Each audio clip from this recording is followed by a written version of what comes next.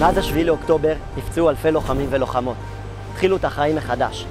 זיהינו את הצורך ופתחנו קבוצת גלישה מיוחדת ללוחמים למען לוחמים.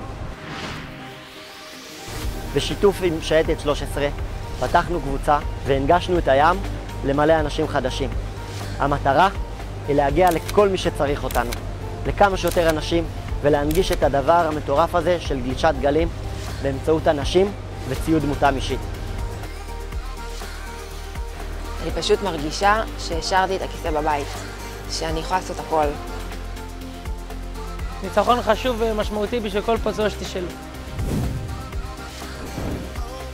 אני שחר יוחנן, בן 24. נפצעתי מפיצוץ מטען בעזה, בעמוד שדרה, בחוט שדרה, ומאז בעצם נותרתי משותק.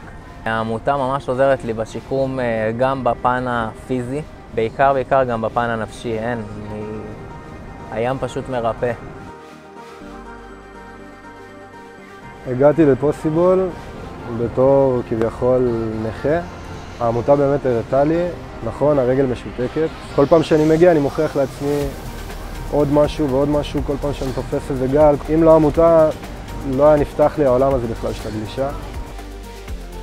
כשבולש יורד גל והוא מתגבר על כל כך הרבה קשיים שהוא ניצב בפניהם ביום יום שלו, ואני רואה את החיוך על הפנים שלו, אני לא יכול לתאר לך את ההרגשה.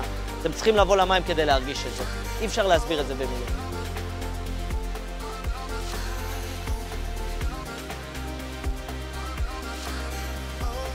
כדי שנוכל לקיים את הפעילות באופן שנתי, אנחנו צריכים את העזרה שלכם לגייס משאבים, כדי שנוכל לתת מענה לפצועים נוספים שיוכלו לקחת חלק בפעילות.